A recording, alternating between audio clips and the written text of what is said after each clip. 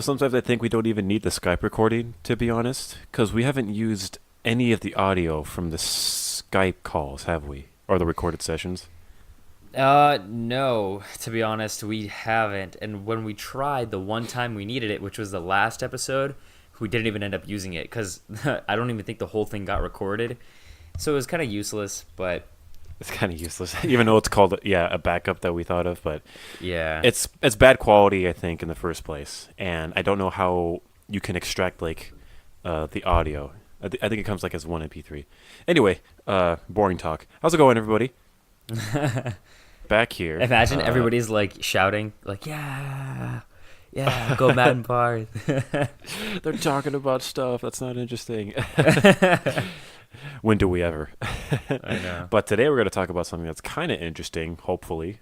Yes. And today's an Academy episode, so we're going to be talking about something educational. We're going to learn something.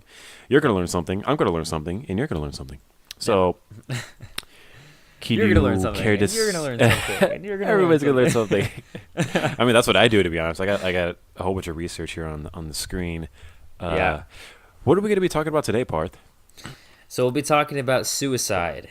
Suicide. Yes. Yep, very controversial topic. Yep. And everyone has their own experience with it. Maybe somebody knows someone that has committed suicide. It's a very touchy-feely topic. Yeah. It honestly is. It is because I think I don't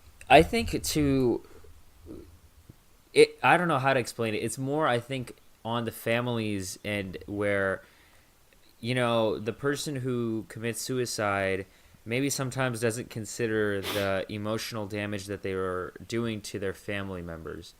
And it is a sad thing, but, that's, I think, a huge reason why it has to do with family. So it's a very personal thing. And when you know someone that is close to you, like a close friend or maybe even a sibling, or maybe even a parent, if they end up, not coming back the day after, it's a little alarming at the same time, but it really gets you to think about the idea of death. And that thought, I don't think anyone is really prepared for it. I mean, you can be someone who deals with it on a daily basis, like if you're a doctor or like a mortician, a priest, and you deal with that stuff every day. But I don't think the regular individual can actually handle the thought of death alone. Yeah. It's kind of scary. Everyone has their own way of coping with it. I think, imagine being driven to the point where you want to confront death and you want to do that yourself. You voluntarily want to do that. There's, what do you think drives that? Do you think it's bullying or, I don't know, maybe it's different balance of hormones or... Right. We could talk about the internal issues or the details about it, but there definitely is a cause and effect when it comes to this suicide topic or conversation. And I'm no psychologist, I'm no therapist, and I'm not even familiar with any of the psychological principles in general. Yeah. So I'm no expert. I'm pretty sure you don't either.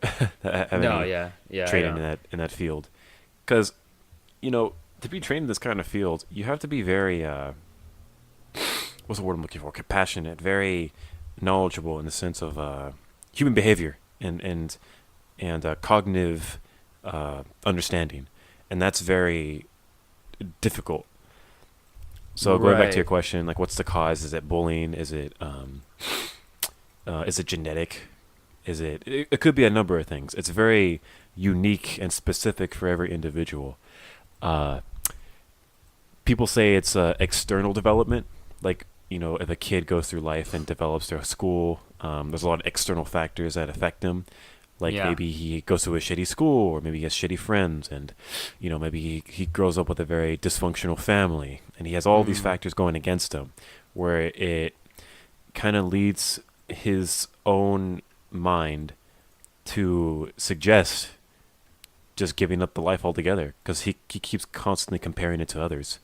And that's another thing, actually. A big cause of the suicidal thinking is comparison, I would argue. It's comparing yourself to anything else, like comparing your own success to someone else, comparing your own suffering to someone else. It's like, oh, how come I'm suffering more than him? Yeah. There's that comparison going on. And that really breaks down your own, not only self-esteem, but also your own motivation to go through life. And that's a very bad thing. But we're kind of going off on the tangent here. So let's first define suicide. That's probably a good start. So the definition of suicide is the act of intentionally causing one's own death. Some suicides are impulsive acts due to stress, such as financial difficulties, troubles with relationships, or bullying. Those who have previously attempted suicide are at higher risk for future attempts. Okay. So, in today's culture, suicide, I would say it's kind of an open discussion. Wouldn't you say? Right. It's not really like a taboo topic to talk about. It's like, why are you talking about suicide? Yeah, I definitely think it's open. It's I'm sure there's a lot of groups out there that talk about, suicide awareness and that sort of thing. Have you talked about it with anybody, maybe on campus or maybe with family? No, but I know there is like a suicide hotline. No, I mean like in general, like just talking about it. Like, I'm like sure I've personal feelings. Sure. Oh no, not me personally. No, I've never had that sort of like thought. Okay. But I'm sure, and I think there are suicide like help groups and things like that on campus. They make you aware of certain things. They give you resources to help you out and that sort of thing. Yeah. In my experience, the topic of suicide came up often around like social groups, or maybe like within a classroom. I remember taking this one class called communications, and we got like in a circle, and it was kind of like a intimate group of people because we knew each other very well, and we talked about anything. The topic of suicide came up often in that circle, just like the details of it, not like personal feelings, like someone was attempting or anything. It was talking about the dynamics of suicide and the psychology behind it. Suicide came up in actually my Bible study group back when I was getting my confirmation. Okay. So working towards my confirmation in the Catholic Church, I had to be part of like a Bible group. It was like a 7-week long program. It was like once a week we meet up. It was like an adult program. We touched on that for a little bit, and then we'll connect. I guess later we'll talk about religion and suicide and how that whole relationship works out. But I've talked about it here and there, just like the details of it and the dynamics of it with other people. So people aren't really, they're not afraid to talk about it, but it definitely is a taboo type of conversation to have, especially with somebody you don't really know as well, because you're kind of opening up on a certain issue that gets people a little uncomfortable, because you're talking about death, right? And talking about death in general. No one really likes to think about that throughout the day. Oh, yeah. So what I thought was interesting, just the idea of suicide, is do you think that human beings are the only species on the planet that have a understanding of what suicide is, and they are the ones who actively attempt it, who actively commit it? That's a good question. I'm not too sure about that, but that's what I was thinking about earlier today. What I've actually heard once was that animals don't really have the conscious awareness or thinking to know that they're alive. So they don't have that reasoning. Exactly. Yeah. So they can't really know that they have a life, really. They just go about living their life, It's all primal. Like, yeah. Like the primal part of their brain is like on automatic functioning, and it just takes care of everything that it needs to be, taken care of. So by instinct, it operates pretty much on instinct, when it sees, let's say, when a deer hears some noise in the bushes, it's going to start to put its head up and it's going to freeze. And those are just, I think, primal instinctual things. Survival instincts. Yeah, because I know, monkeys don't have that tendency to commit suicide. They definitely do get depressed, I understand.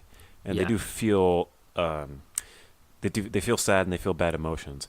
But I don't think they actually go to the extent of actually ending their own life. And dogs don't do that either, I suppose. Well, they might do it indirectly, like if they jump in the street to get like a ball or something. But they don't have the actual goal to end their own life. Yeah, go ahead. Yeah, it's interesting to know because human beings, we've got that far. Yes, in our evolution and our conscious awareness and thought, I think that's the thing, because you start to realize, well, first of all, I don't think you're focused on a lot of important things in life when you're so far along in your species evolution, such as we are. So what I mean by that is humans were not focused on survival. We're not focused on reproducing so much. We're focused, our focus is not there anymore. If you lived, let's say, 4,000 or 5,000 years ago or more in tribal times, or an evolutionary, or we talk about evolutionary history, those times, your thought process would be so focused on making sure you survive, making sure your fellow, tribesmen survive, and you're out there in the wild. So your thoughts and your focus don't really go towards other things like, oh, who are my friends hanging out? Are they hanging out without me? Are they going and partying without me? Am I a loser? This, that. And so those thoughts wouldn't have even occurred because your whole, thing is about survival. Yes, there's gossip in the tribe. Yes, there's, this, there's that. There's little cliques maybe. But overall, your purpose was, and I remember Jason Capital actually had a talk on this about when he talked about purpose and mission in life, he actually gave an evolutionary example, was that if you were the chief of the tribe, or even any guy in a tribe back in the day, your purpose was to survive. So you had a purpose, you felt fulfilled. In today's world, it's more difficult because to strive for something is a little difficult because survival is easier nowadays.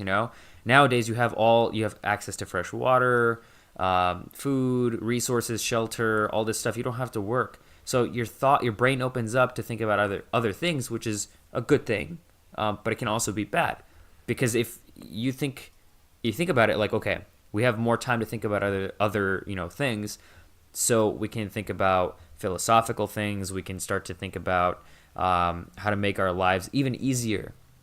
We can be entertained by Netflix and social media and whatever else, right? We can educate ourselves.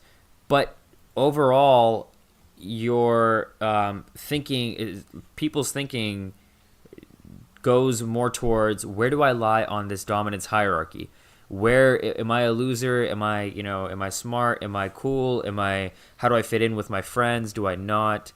And these thoughts are what kind of lead down it's like a slippery slope. It kind of leads down this depressive route, It's a constant self-value check in this complex social dynamic that we live in today. Mm-hmm. I mean, the hierarchies that we live in modern time are so complex.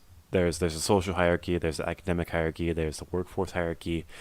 There's even like family hierarchy in that respect. So it's nowadays people have gone past that whole survival primal age, and we've gotten better in respect to what's the word I'm looking for? Creating like a community, creating like a better civilization in general.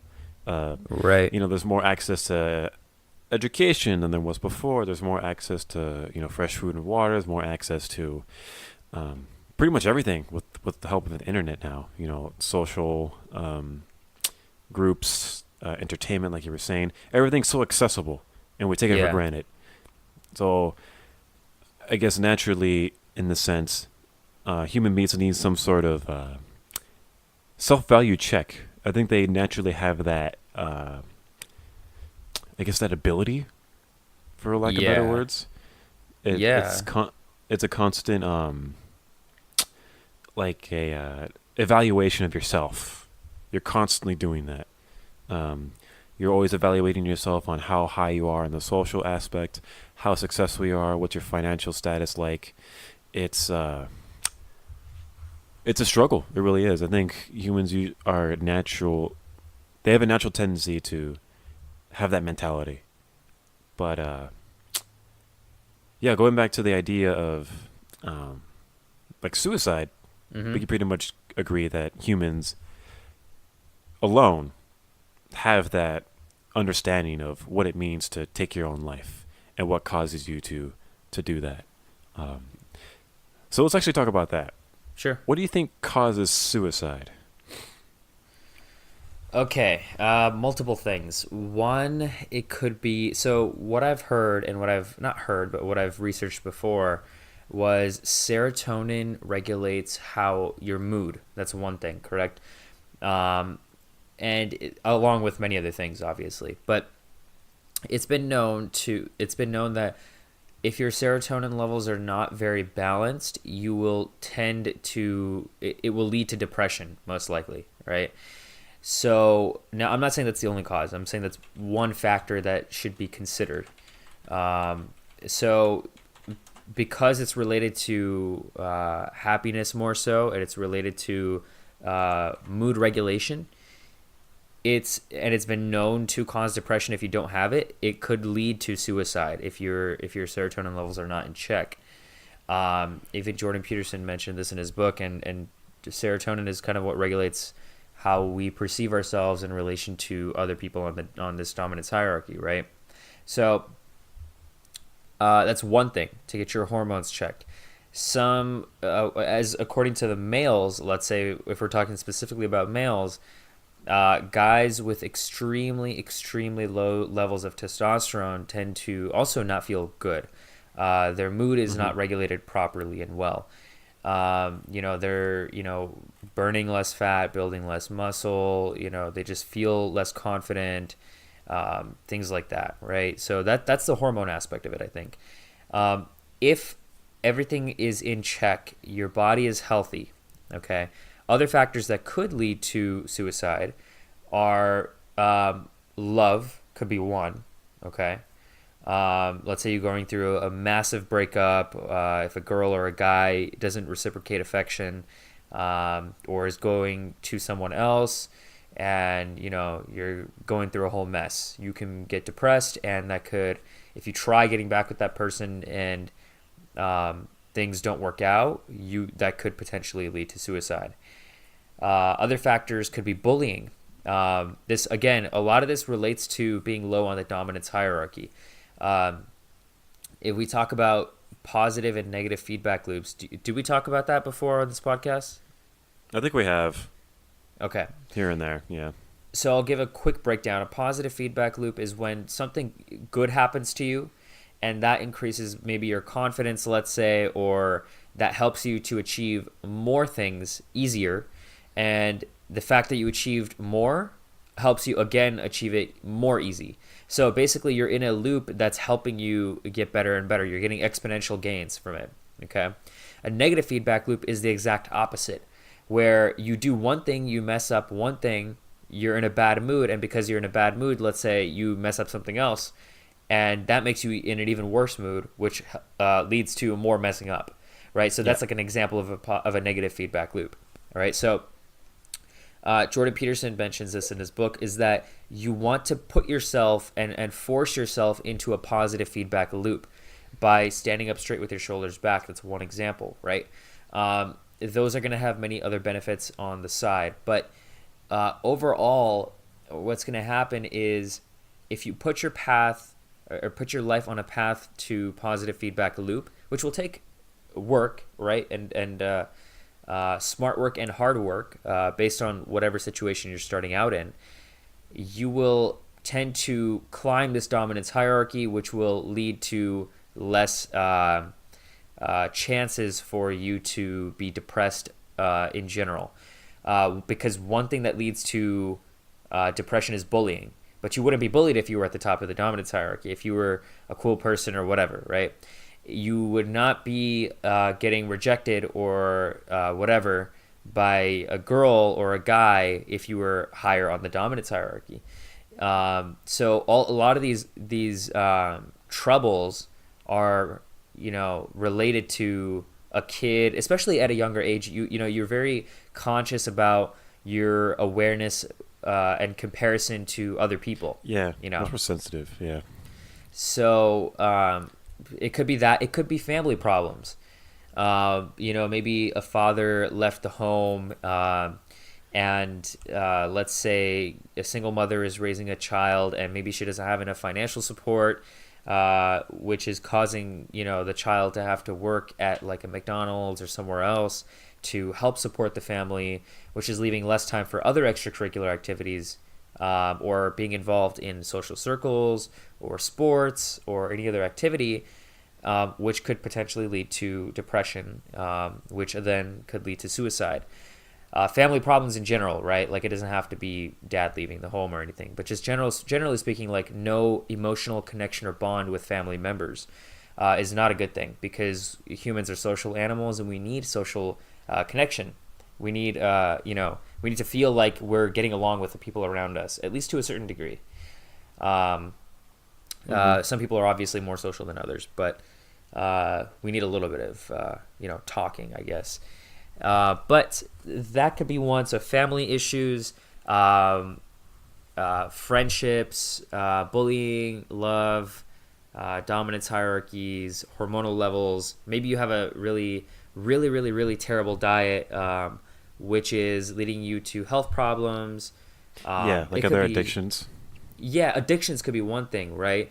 But that could be, that's correlational, I would say. Maybe not causal, because you can, if you're feeling depressed and sad, then maybe you will tend to find an addiction to help you relieve tension and stress from feeling depressed. You see what I'm saying? Or it could be vice versa. You found an addiction which you're so addicted to that it's leading you to depression because you don't have any other purpose in life. So it could go vice versa. So it's correlational for sure, I would say, but it's maybe not causal, or it's not like directly, caused by that. I can't really think of too much else on the spot, to be honest. Can you? Maybe like traumatic events in the past that you experienced. Like maybe you witnessed, or maybe like a murder or something like that, or what else? Something very personal, something very tragic. Like maybe you were raped, or maybe maybe your house was lost from a fire or something like that. Something traumatic in the sense where it causes you to mentally decay over time if you don't get the necessary help and the necessary care. So that could be another cause of suicidal tendencies. And let's talk about the addiction real quick, because I think a lot of people who are struggling mentally, they definitely know how to distract themselves. And I think people are good at that in general. Like, they know how to distract themselves from the reality that we live in. So there could be a number of distractions. It could be video games, entertainment. It could be, social groups, other addictions like alcohol, drugs, many distractions overall. And what that does is it provides a temporary happiness. In the long run, I think we can argue it doesn't help the mental stability overall. But people they take their risks. They struggle. Life's difficult, and maybe they get a little too deep in an addiction. They're like, oh, I'll deal with it later. Like, maybe they start off with maybe a teenager starts off smoking like Juuls, like the artificial cigarettes. Yeah. And then maybe they develop into actual cigarettes, and then they actually get addicted. I guess in that example, their reason would be, it distracts me from my mental state, or like it calms me down. So I'll deal with this addiction now, and I'll probably get rid of it later on. So I know a guy who was like that back at community college. So there's trade-offs like that people go through life. And, connecting it back to suicide and taking one's life, it takes a lot to actually get somebody to reach that point. Yeah. Like there has to be a certain amount of tragedy and a certain amount of pain that someone feels in order to actually start thinking about the idea of suicide. And there's like a whole process that goes into the development of actually committing suicide and actually going through the act.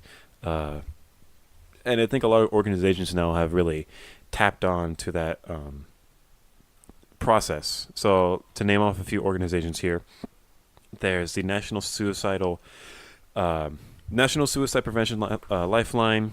What they have is a hotline 24/7, and they're saying if you need help, call 1-800-273-TALK, and that's 8255. There's another organization called JED, and JED was started by a couple of parents who lost their son to suicide, and that was founded in 1998 by Donna and Phil Suicidal, and they provide some resources and helps to young adults before suicidal ideation for that to occur. There's the Veterans Crisis Hotline. Apparently, veterans in their domain, suicide is quite high, statistical wise. So 2014, Veteran Affairs found that 20 veterans in the U.S. died by suicide every day, and veterans made up to 18% of all adult suicides. That burden is colossal, and the Veterans Crisis Line is here to help. A 24/7 telephone, text, and chat service specifically for veterans, active duty military personnel, and their friends and family. Another popular one that I've heard of is Crisis Text Line. They're a big organization, and what they do is they specifically operate in like the texting communication. So what they do is they accept text from anybody in any kind of crisis, from suicidal thoughts to mood worries or other issues, and immediately connects all texters 24/7 with a trained counselor who has helped them manage what they're experiencing, who will help them manage. Its founders told The New Yorker that the idea emerged from a situation in which an assault survivor was unable to make a phone call to a helpline. So it's a lot more anonymous, and it's a somewhat of a better way of communicating to most people nowadays. Because talking on the phone nowadays, most people don't do that. Yeah. Like the only phone calls I get is from my bank. Yeah, but their number for the crisis text line is 741-741. Pretty simple. There's the Befrienders Worldwide. They're another organization developed in 1974. They provide a lot of resources. And then let's talk about the LGBTQ community. So they have a couple of specific organizations in respect to that. They have the Trevor Project, and they also have Trans Lifeline. And apparently suicide amongst LGBTQ demographics are a little high. Okay. And I've seen a couple of statistics in respect to that. And, the whole idea of LGBTQ, not phenomenon, but that whole movement, that came about, actually, let's do some research, actually. When did that come about? Because it's been a while. When did it become prevalent? Yeah, when did it become so popular? LGBT. I'm guessing around 2014 or 15. Around there, not too. Like it became really popular, I think. Then it became really popular. Yeah. I think it became more and more popular since, like it was close to around the time of the elections.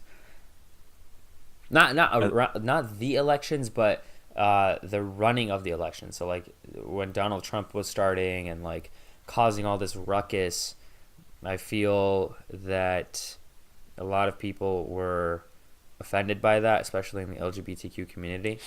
Yeah, I'm on Wikipedia right now, and they're saying around February 2014, widened the choice of gender variants for users, and that's when they actually started lobbying for this kind of political group in Congress.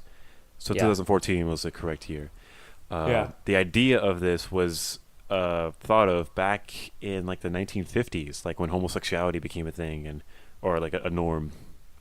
It wasn't a norm back then, but it became relevant in modern society. So there's that to have you keep by in the way mind. Quick side note, have you seen the movie it was about Enigma, the cracking the German code? Oh, is that with Benedict Cumberbatch? Yes. I have not seen it, but I've heard it's really good. It's very good. I've seen that movie I think 2 or 3 times. Every time I love it. It's so good. Oh, by the way, I saw the Avengers, just side note. Oh, you did? Nice. How was it? I did. It was good. I actually I don't want to tell you, but I actually cried a little bit. I'm not cried gonna a little lie. bit? Yeah, okay. I did. Normally I don't. Someone died, I know that. I haven't been very good on avoiding spoilers. Oh, dang. Okay. So I've been do you on know the who it internet. is? Well, I don't want to say it in case the listener Yeah. Okay, you're right. hasn't seen it, but I'll just type it in the chat. Okay. But yeah, 3-hour movie. How was it really long? It was long, but it didn't really feel too long. Okay. Yeah. Was there a lot of dialogue? There wasn't a lot of fighting, maybe? There was a decent amount of fighting. Actually, it was more dialogue. It was definitely more dialogue. Fighting, obviously, towards the end. I mean, every superhero movie towards the end, there's a fight. So there was a big fight, yeah. It was a good movie, generally. Generally speaking. Yeah, I mean, the later half was a lot better, to be honest. Like, the ending was much better than the overall movie, in my opinion. Oh, yeah? But that's what it was, yeah. Yeah, it's a big finale. Because they're not going to make any more after this, right? No more Avengers? Yeah, no more Avengers, for sure. Yeah. Ooh, okay, good to know. Okay, so I got some stats here from the Trevor Project on facts about suicide. So what they're saying is suicide is the second leading cause of death among young people's ages of 10 to 24. And that stat varies amongst my articles here that I have on my screen. But let's continue here. LGBT youth seriously contemplate suicide at almost 3 times the rate of homosexual youth. LGBT youth are almost 5 times as likely to have attempted suicide compared to homosexual youth. And 1 out of 6 students nationwide, grades from 9 to 12, seriously consider suicide in the past year. Each episode of LGBT victimization, such as physical or verbal harassment or abuse, increases the likelihood of self-harming behavior by 2.5 times on average. And I have a few sources here. Let's see here. Of all the suicide attempts made by youth, LGBT youth suicide attempts were almost 5 times as likely to require medical treatment than those of heterosexual youth. Okay. So, yeah, that's interesting. Why would you think that this kind of demographic would be higher in the stats in respect to suicide? What makes them more likely to go down that dark path? Is it because it's such like a taboo movement nowadays, like to be trans, to be homosexual, to be right? Everything else. Good question. I think because the society, they feel as if society hasn't really accepted them. I think that's the root cause of it, and to really feel that no one really cares for you, or very few people, let's say, not no one, but to feel that very few people care for you, or very few people really support you and your dreams. Let's say you're a trans person, or you're you're homosexual, right? If you have big dreams and goals, you feel as if you're the world is stacked against you. The odds are you're not going to get much or get far, right? There's not much opportunity out there because people will judge you for your sexuality. Especially like very, very, very old time conservative, like Christian people, or I mean any religious people in general. They feel as if because a lot of people, it's basically to them it's just man and woman, and that's pretty much it, right? Like, so when they feel this way, automatically, like, they start to have this negative self-talk, and that, I think, leads down a road to less and less opportunities for success for just generally speaking everything else, right? So they're going through something where they feel as if society is stacked against them, the odds are stacked against them, they don't fit into a group, they're going to get bullied for being a certain way, and the preeminent, like, having these thoughts, right, is going to inevitably, it might become partially a self-fulfilling prophecy, because you feel like that's going to happen, and then you start to act that way, and then it does become that way because you've acted it out. Okay, yeah, that makes sense. It could be, that's part of the reason. Another part of the reason is that, kids, especially at an immature age, maybe haven't really developed this understanding of freedom. So everybody can do their own thing. Like, as long as it's not harming you, like, hey, you're free to do whatever you want with your life, Right, yeah. So at an immature age in high school, let's say, when a group of boys will go and, like, bully the trans person because it's like, or they'll ask them questions about, like, oh, like, why are you trans and this and that. Even if it's out of curiosity, the fact that the person is being asked that question, it's like they feel bad about it, like it's automatically putting out there that they're different. So I think they're already sort of in a position where it's tough. Now, I don't know what the solution to that exactly is. You can teach people not to bully and stuff, and to just allow, like, complete freedom of like, hey, everyone on their own. Like, if you want to live a certain way, hey, as long as you're not harming other people or society, or you're not breaking any rules, like, go for it. That's your life.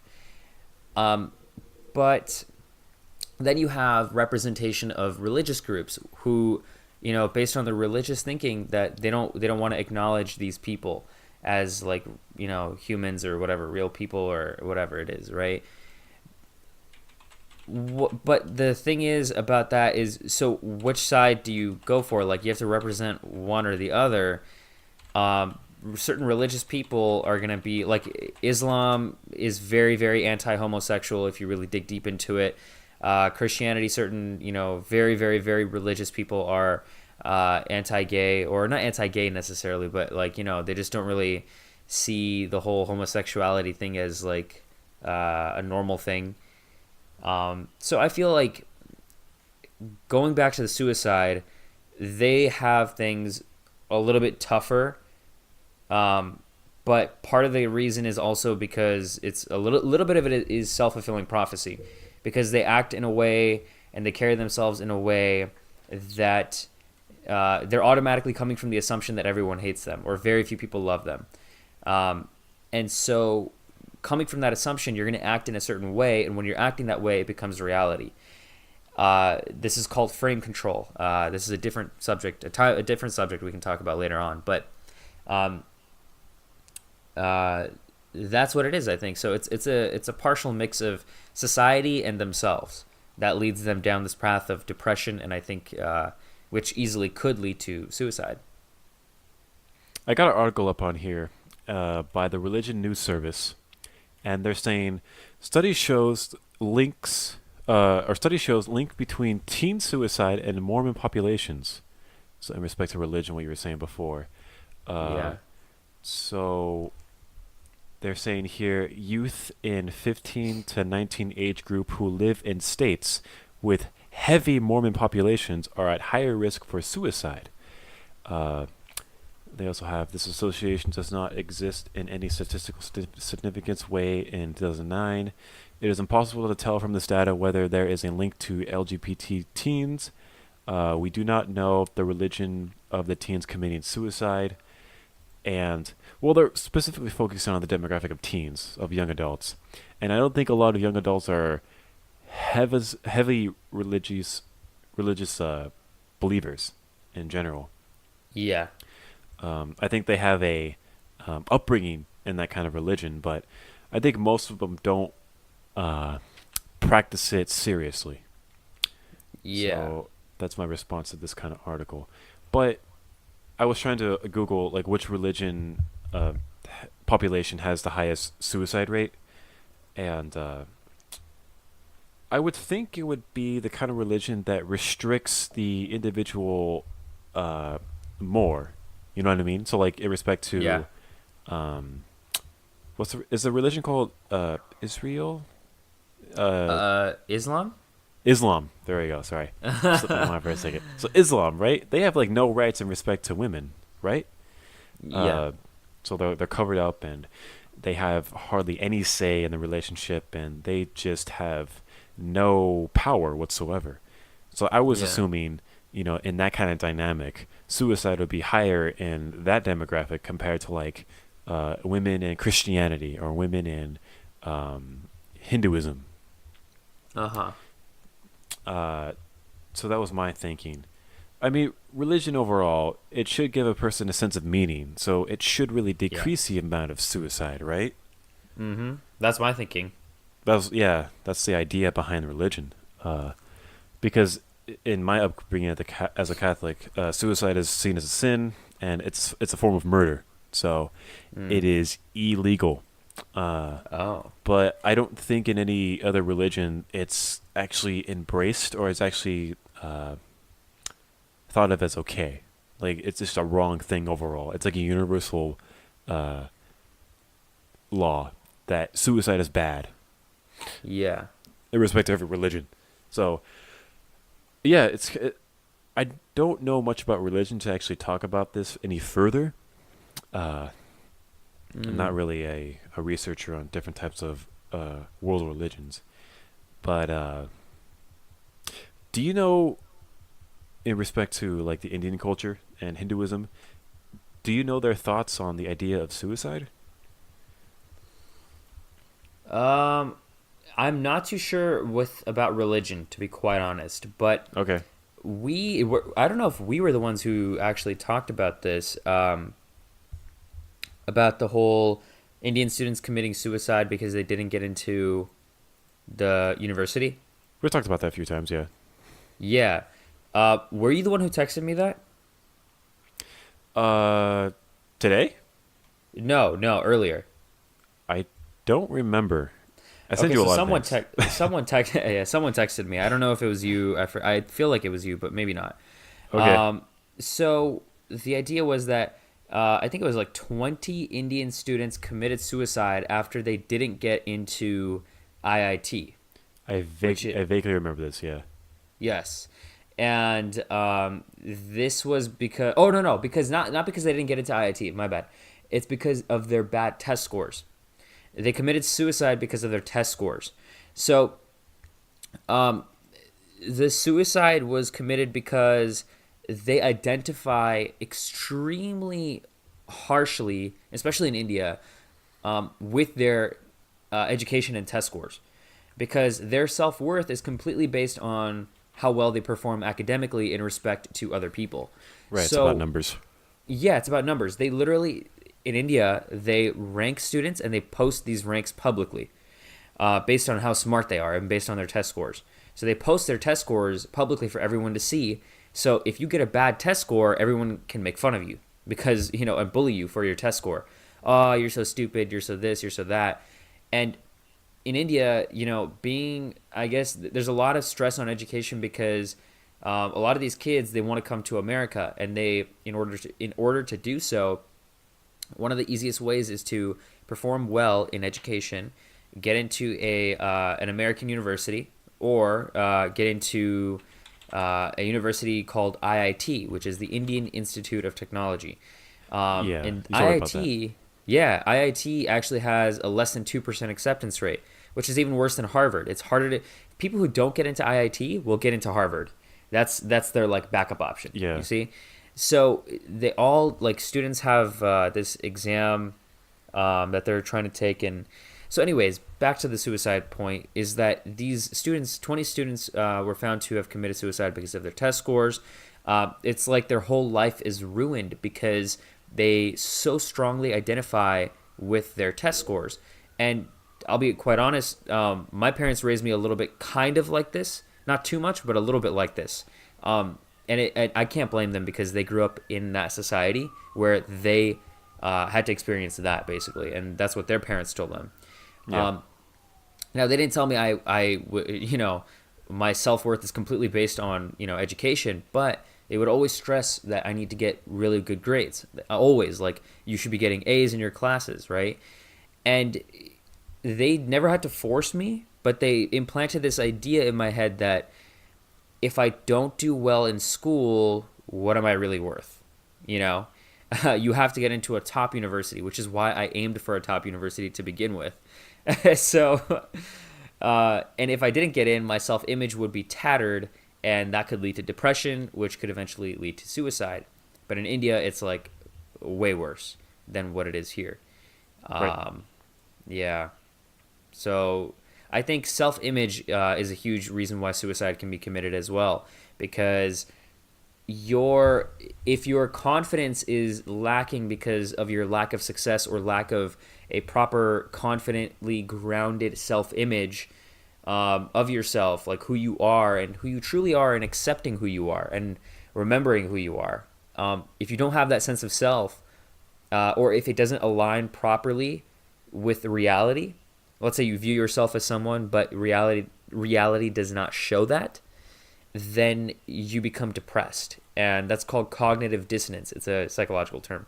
And cognitive dissonance will lead to depression, which can eventually lead to suicide. So that's one other cause. Let's talk about the idea of students struggling through universities and how it can eventually lead to suicide. Yeah. Because that's pretty common nowadays, right? I mean, it's kind of a like a usual article now and then. Because right. college nowadays, it's so emphasized. Yeah. And it's so it's almost as if you're not an American, or not like a smart an acceptable social individual who shouldn't be taken seriously because you didn't attend college, or you didn't attempt to strive for a higher education. So when it comes to students in this kind of hierarchy, in this kind of dynamic system, it's easy for them to have a mentality that their value is completely scaled and completely determined by numbers, by test scores, by the amount of scholarships you have, the kind of classes you have, what kind of organizations are you in. This is kind of evident in high school, right? So I know the high school you went to was very competitive. So a lot of people were trying to build up their image. They were trying to make themselves better, in a sense where they would get a better chance of getting into the college that they wanted to. Yep. I guess a lot of them were active in activities. A lot of them were very involved in academics, and they were just active overall.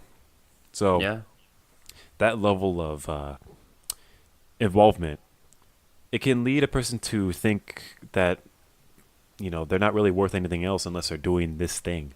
100%. Is that a problem? Do you think it's a problem nowadays for kids? Yes, I do. Because, well, multiple reasons. I don't think it's a bad thing to. It's a complex answer, right? So yes and no. Right.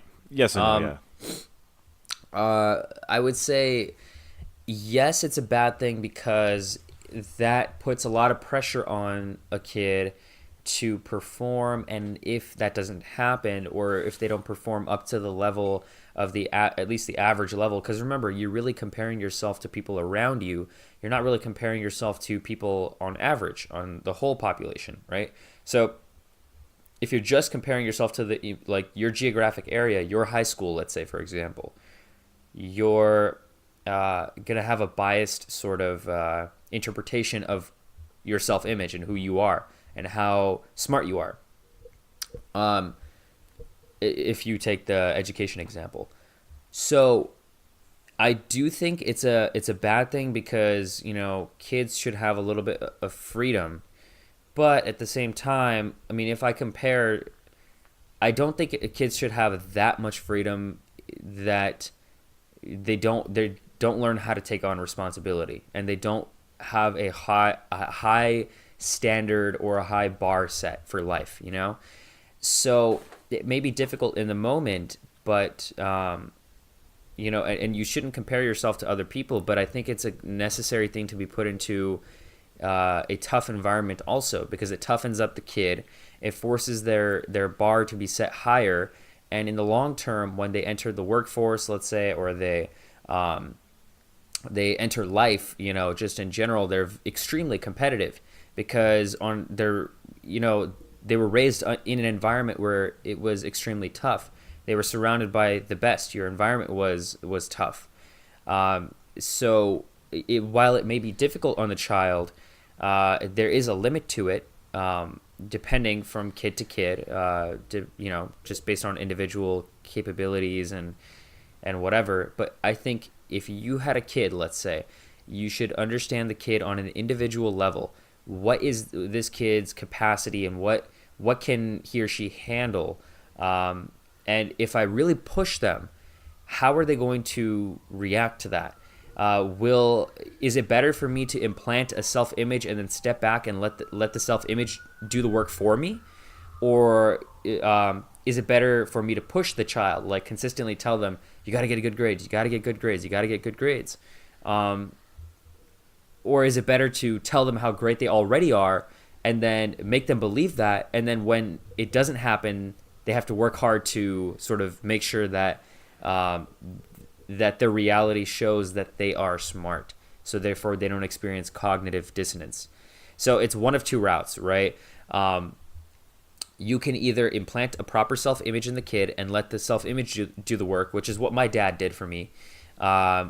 He never really had to force me to do anything or push me, but he sort of just, you know, said, here, this is the kind of person you are. You have to be competitive in this world. You have to, you know, be a top performer in this world. You just have to, you know, like that's who you are. And I started to believe that, you know, and if I don't act like I am, or if I don't do things, then I start to feel pain, emotional pain, you know, like who am I? Like, am I even doing what my full potential is? And that could easily lead me down to depression if I don't perform. Now, that could be good because you're becoming a productive member of society.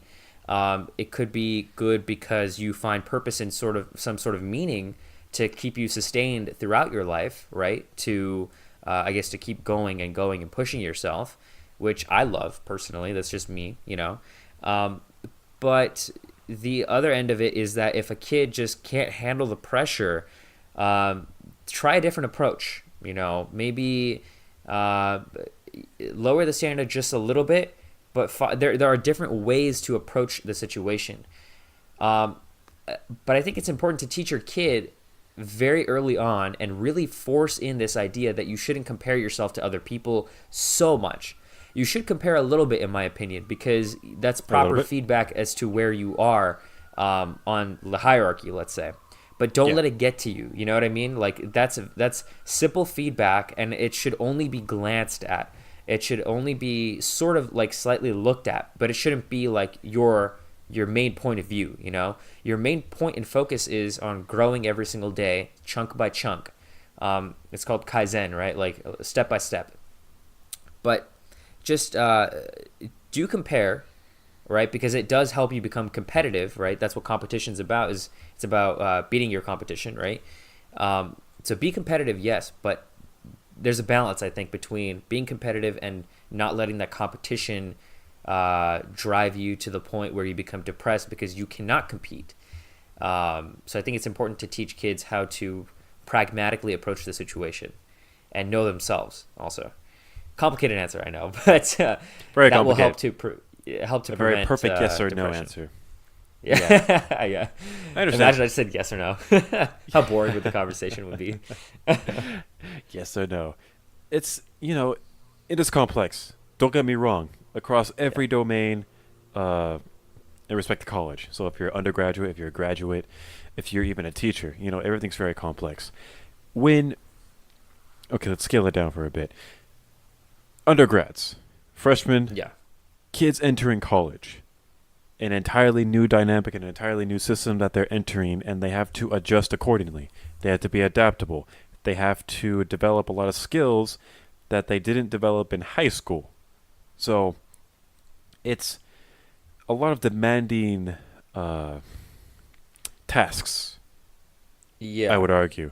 Socially, academically, even financially. So it's a taste of the real world, but at the same time it's not. Because academia have their own enclosed, not utopia, but their own enclosed environment. Yes. So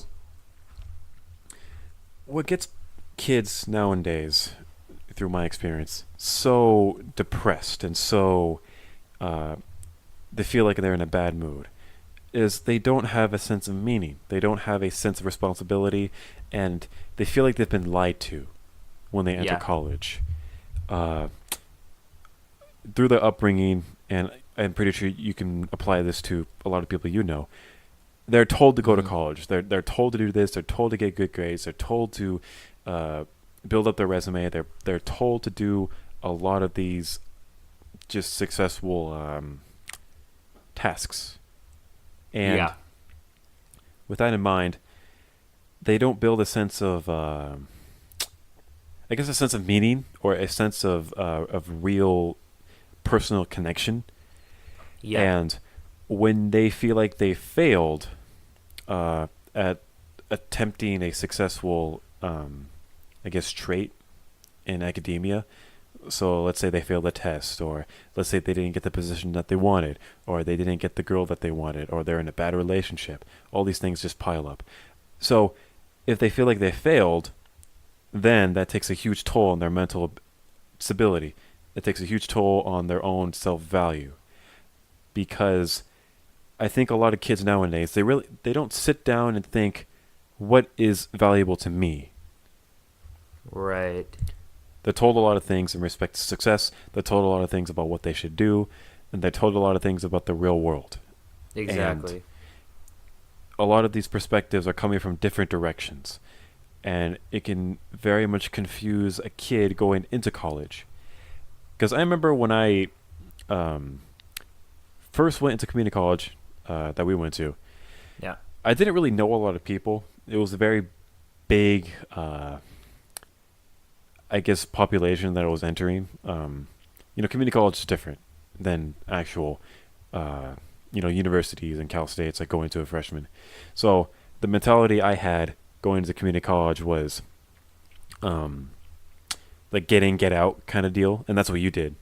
So I didn't really feel like anybody was telling me to do anything. It was a very difficult time in my life where I actually had to sit down and understand my real values. So that was my retrospect for going into college. A lot of kids nowadays, when they're going into college, I feel like they're pushed into a lot of things that they don't want to do. So they're highly influential in respect to a lot of the universities' personal agenda. So they have these classes that they're taking that are heavily they're biased, I would argue. And I agree. With universities, they're pretty much stuck with their own demographic, right? So of course they make different kids their age, like if you're dorming and everyone's a freshman on the dorm rooms, like on the same floor or something like that. They have that social dynamic going for them. But they don't really get a lot of different perspectives in respect to maturity and in respect to the real world. They're kind of like stuck in their own freshman environment. You know what I mean? Yeah. Where they're all trying to develop at the same time, which is a good thing. But they don't have a good role model most of the time. Mm-hmm. That's what I think.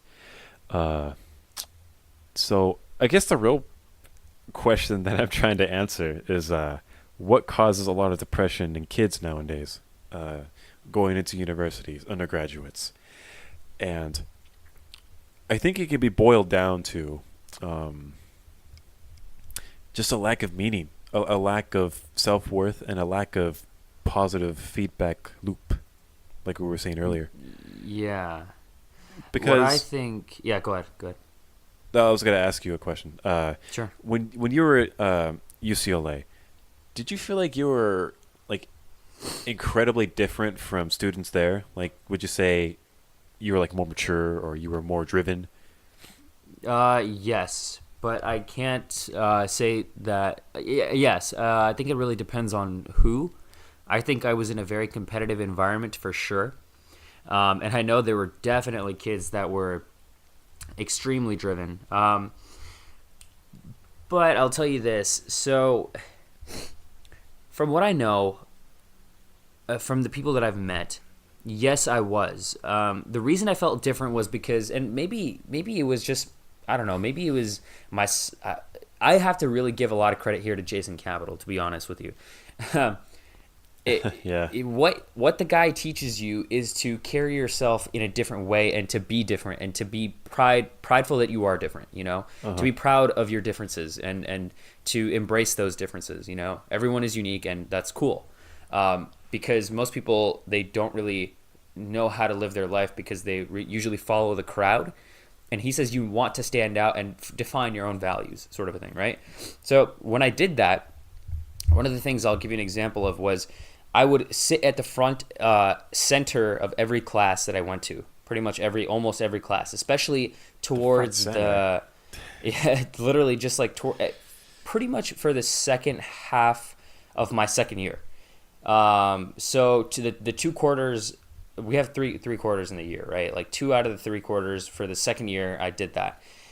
And I thought to myself, these are choices that I'm making for whatever reason, you know, maybe, you know, but I made those choices, okay? These choices, they define who I am. My actions define who I am. It's the congruence of it's not about what I say about who I am.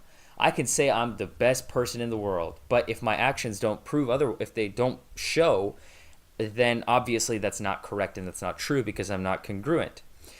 But I think, generally speaking, I think I just had zero care, or not zero care, but little care as to what other people thought of me, in the sense that that's a good mentality to have, just not caring what other people think. Yeah, and I think that's what allowed me to sort of unlock more ambition, because the thing is, I used to be in high school, I know I had a little bit more potential. Okay, I'll try to make this short, but in high school, I went to a very competitive high school, as you said earlier. Mm-hmm. I would say I was not in the top 10%. I would say I was probably in the top like 20th percentile, maybe, in terms of academics. Not the best, but not the worst, right? But it taught me how to be extremely competitive. And I was always I knew I had the potential to be somewhere better, a little bit better. I could do a little bit better. But part of it was, I don't know what other people are going to think of me if I get to that spot. You know, people are going to start to like judge me. They're going to be like, oh, you think you're so cool. You know, you think you're so this. And I almost, like, part of the reason was I stopped myself. And it was really the carefreeness that allowed me, the carefree behavior that Jason taught me, that allowed me to not care what other people think and claim that spot, claim the highest spot that I possibly can, and really unlock my potential, which is what I did, I felt like, at UCLA. And especially being in a super competitive environment like UCLA, there's a lot of kids who they're going to see that and they're going to be extremely competitive. That competitive side is going to come out of them. they're going to maybe be a little bit envious or jealous or whatever the case may be. But I had to prepare myself mentally to handle that. Yeah. I would say that I found comfort in going for that achievement. That was my purpose and my mission at the time in life. And that was what gave me meaning. That's what kept me going. That's what kept me happy and my thoughts and focused on this thing versus, oh, what do other people think of me? What is this? What is that? One of the most beneficial programs that Jason's actually had was the Carefree Installation System. And in that entire program, he just talks about how to live a carefree life, and not just like carefree in a stupid sense, but carefree in a purposeful way. He calls it purposeful carefreeness, meaning you care about certain things, but you don't care about other things. So you narrow down what is supposed to be important and how to really stop caring. What's the process to stop caring about stupid things, like meditation or journaling or whatever the case may be, like different ideas, right? Different mentalities to have. And that program really just unlocked something different in me, I guess. It helped me, stop caring what other people think, really, about me. I do use what they think about me as feedback, but it's not necessarily about who I am. And I think this is where a lot of kids at a younger age, what they have a difficult time doing, which is what leads them to depression. They care too much about what other people think of them. They have this idea of seeking validation, which is a natural thing to do for humans if they haven't gotten past that stage, if they haven't really consciously thought about, I need to stop seeking validation. But back to the main point, yes, I think I was different, and I think that was a good thing, because I think a lot of my happiness and what kept me really going was being unique in my own way, such as, I don't know, wearing a scarf or whatever, right? Like, that's just an example. Scarf boy, yeah. That makes sense. Yeah. You felt like you were different, and that's interesting to know. I wonder if a lot of students nowadays actually believe they are different. Like, they don't just think it, they actually know it. So right. Having that sense of individuality, it's not very what's the word I'm looking for? Like kids nowadays. Yeah. I keep calling them kids, but they're only a few years younger than me. Students, undergraduates, and universities and college, they really don't, like you said, have a sense of like purpose. Yeah. In respect to your own development, you went and had a lot of advice from online dating coach, online alpha male, Jason Capital. That was a role model, right? Very strong role model. So highly influential. A lot of kids are highly influential. They need that sense of, I guess, role modelness in their life when they're developing through college. Yeah. And it's important to have, because in respect to, developing through college, try to figure things out. You're trying to see what works, what doesn't, and what you should be determined and what you should be focused on.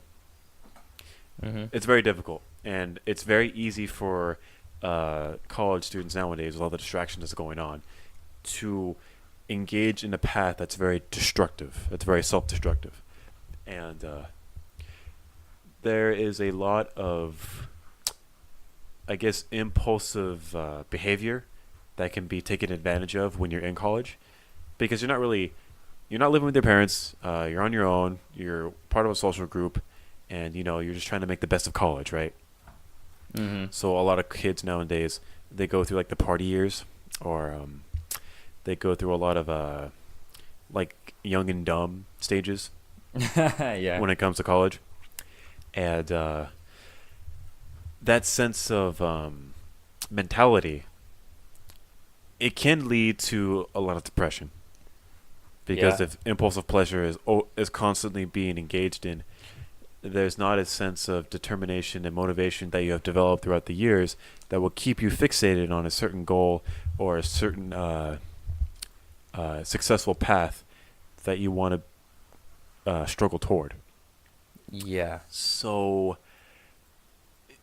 yeah, I mean, I read article after article about the depression in millennials and the depression in young college students nowadays, and you have a lot of media outlets blaming the system. They're blaming, the inequality in financial, socioeconomic levels. They're blaming the amount of rights that the kids don't have. They're blaming the amount of power that the students don't have. There's a lot of blaming going around, and there's not a lot of people out there who are really spreading the message of, responsibility and what you were going through with Jason Capital, purposeful, just carefree mentality. Mm-hmm. Not a lot of that going around, and it's. I was gonna say it's all a power game, but it's very complex, and to be honest, I don't really have a good understanding of it altogether because I haven't thought about it a lot. Given my carefree attitude about most of it from time to time. Because I haven't really felt that bad about myself very recently. I haven't felt, mentally down or like very depressed. There have been times where, I've had a long day and I'm tired and, I feel bad or it's just like a sense of like physical health probably. But mentally, I think throughout the years I've really developed in a sense where I've had a strong sense of discipline in respect to, mental emotions and being very tough in that respect. Because I think I'm just going to make an assumption here. Out of all your friends that you know, I'm not the one who's very emotional. Yeah, I would say so. Yeah, I get a lot of that. I get a lot of that from a lot of friends that I talk to. I'd say you're the least emotional if you ask me out of close friends. They're like, Matt, you're not that emotional. I'm like, yeah, I've heard that a lot of times. I guess it's I mean, I guess that just expresses my own mentality. To be honest, I'm not that emotional, because a lot of things go haywire, and a lot of things get very bad when you decide to, get things out of control in your own mind. So if you're not disciplined internally, it's going to be very strange for how you react to things and how you act in the real world. So if you have someone who's very emotional, they're not very in control in a lot of things. So they'll do things very unexpectedly. They'll engage in activities you thought they would never engage in, to be honest. And they're kind of unpredictable. You know what I mean?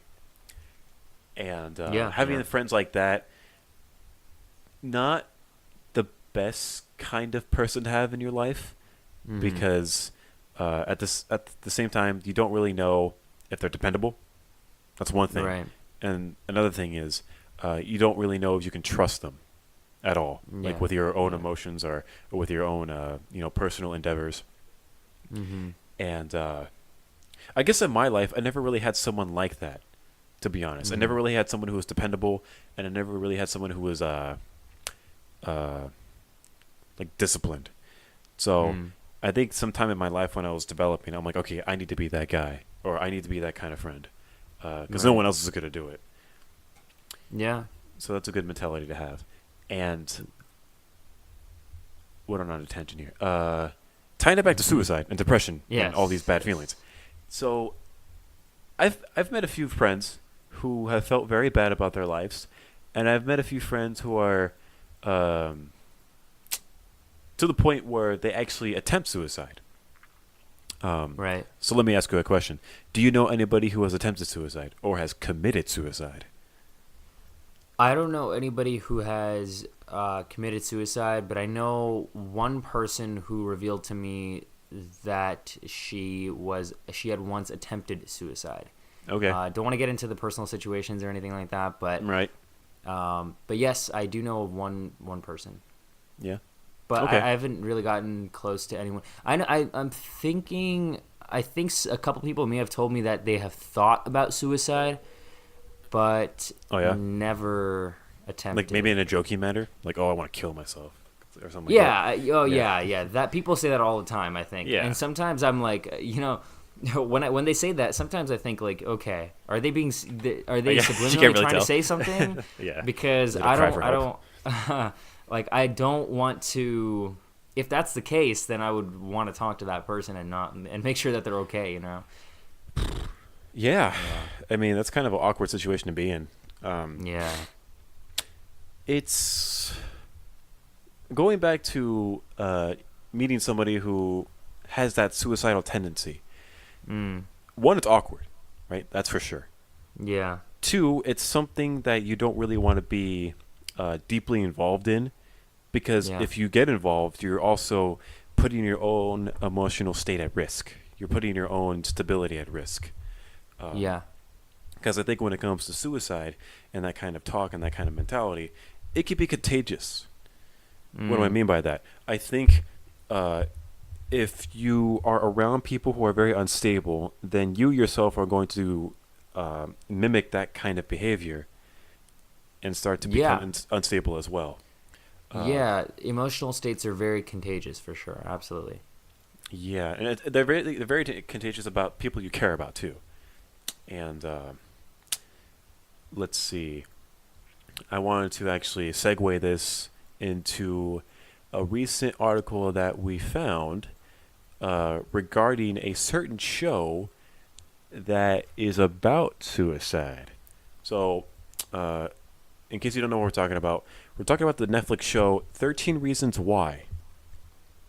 And this is a series on Netflix that's 2 seasons, and it deals with a fictional story based off a book that is telling the story of a young girl in high school who committed suicide, and she left documented tapes, like on a tape recorder, on the leading up to her suicide. So it's a very dramatic show, and it's a very teen type of emotional drama. So there's a lot of tense scenes. There's a lot of edgy dialogue. Typical teen type of drama series. But recently, a lot of articles, and I have the New York Times up here. In a month after 13 Reasons Why debut on Netflix, study finds that teen suicides have actually grown over time. So they're saying the TV series is linked to a troubling jump in suicide rates among boys the month after its premiere. And what they're saying is they're making the argument that the suicidal talk in the show and the message it's conveying is contagious, and that it has actually increased the amount of suicides in young people. And let's see here. I got another article here by ARS Technica. I think that's a Spanish type of article media outlet here. So what they're saying is researchers concluded that in the month following the show's initial release in April 2017, there was a 28.9% increase in suicides among 10 to 17-year-olds. That would not have otherwise been predicted. They also found elevated rates in June and December of 2017, which they attributed to the show as well. In conclusion, we have found significant increase in suicide rates among U.S. children and adolescents in the month after the release of 13 Reasons Why. The researchers write, suicide rates in 2 subsequent months remained elevated over forecasted rates, resulting in 195 additional deaths. And we got someone from Harvard actually saying suicide rates bounced around a lot more when the cell sizes are going through the psychology. Cell sizes are low as they are with kids aged 10 to 17 years old. So this new paper suggests that there may be an association between 13 reasons why and the suicide rates. However, we must always be cautious when trying to draw casual conclusions from correlational data. So it's just an argument that they're making now in respect to the sudden increase in suicides amongst young people. This show was very popular, and honestly was. It was all over the internet when it came out. People were really excited when season 2 came out, and I think, to be honest, it's got to be one of the best dramatized shows about this kind of topic of depression and suicide and a lot of struggles that teens go through nowadays through high school. Acting was well done, to be honest. Okay. A+ for acting. Wait, you saw it? I saw it, yeah. Season 1 and 2 when it first came out. So I don't remember all the details, but I do remember it was kind of not kind of. It was emotionally exhausting at times. Right. So there was a lot of issues they talked about that were controversial. They talked about rape. They talk about murder. They talk about homelessness. They talk about all these bad things. Financial struggle. They talk about family issues, dysfunctional relationships, cheating, a lot of sex. Yeah. Apparently a lot of high school students have sex. Yeah. So, just a very attractive type of drama show for a lot of young viewers. And they really did a good job on attracting a big audience because of how the show portrays a lot of these issues and how they dramatize it and how well the acting is and the dialogue and all that jazz. So, yeah, I guess the real issue or the real question here is, does a show like this really have significance in respect to suicides? Should there be another show like this? Should they go to season 3, or should they allow another show of this magnitude to be allowed on entertainment media? Are you actually asking me, or? Yeah, I was just asking a question. Oh yeah, I don't think so, dude. Oh yeah, I know it's almost. Yeah, I don't think so, especially if it's a show that clearly indicates that suicide levels have gone up. I wouldn't want that on there. Because, yes, you may be denying entertainment to some people who can handle the harsh reality. Others, I think, they already have so much on their mind. I think there's other ways to cope with whatever they're going through than, I guess, pushing that negative imagery in their at front of mind awareness, the FOMA. So that's just what I would say personally. But I think we should teach kids in school, how to have proper mentors and purpose in life, right? There should be a class dedicated to that or something, There needs to be a lot of classes, yeah. Yeah. But go on. I was just going to say, my opinion. Yeah. I don't think the show should be canceled, or I don't think they should really censor this type of content in respect to entertainment. Because, there's a lot of explicit content out there, in social media and entertainment, and, watch at your own will. Well, what this kind of show conveys is a very real set of issues that a lot of people can relate to. And I think that's a good thing because it's a very real connection to the viewer. And I think people need to know that, hey, life can get really, really bad, right? Right. So there's going to be struggles. There's going to be pain, and there's going to be a lot of times where you're going to feel like shit. So I think this show really magnifies, or it amplifies that that sense of suffering and that sense of harsh reality. So yeah. I think people, I don't want to sound like a mean dad, but most people, they're weak. They're weak mentally, and they're weak Right. on the respective discipline. Yeah. So developing that kind of discipline mentality and that kind of toughness, it's very difficult, but it has to start somewhere. Like, you can't really safeguard a kid's life all the time, right? And I think that's what they're trying to do here. They're saying this kind of show conveys a wrong message and it's too explicit, therefore we should baby proof it, and we need to protect the kids' minds, and we know what's best for the kid. Sooner or later they're going to have to learn about these kind of topics, and they're going to probably have to go through some of these issues if things go very wrong.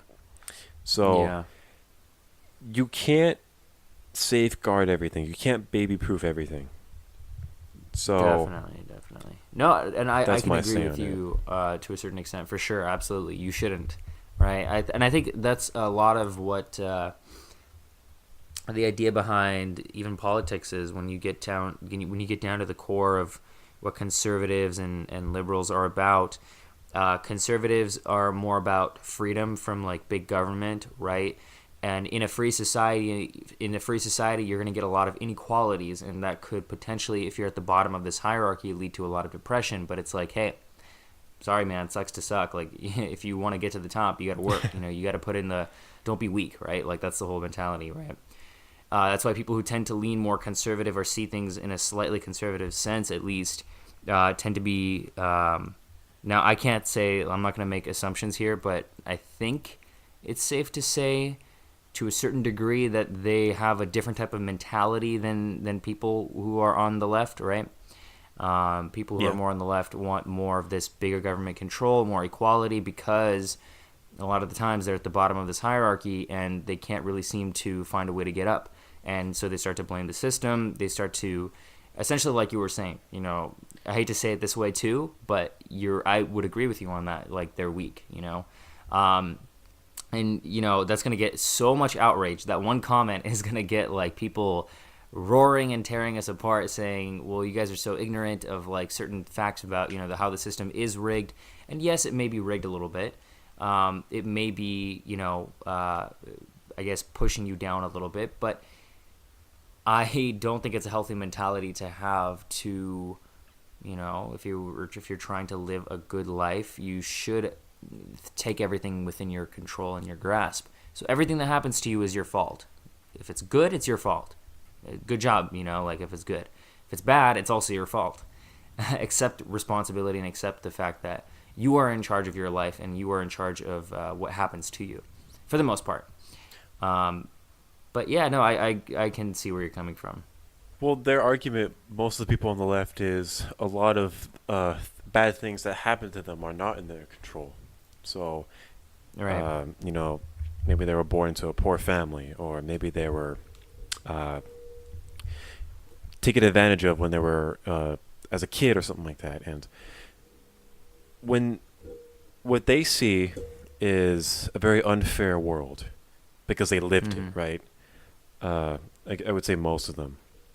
And I think what they're trying to do is they're trying to build this perfect utopia that the government should really understand how to keep everybody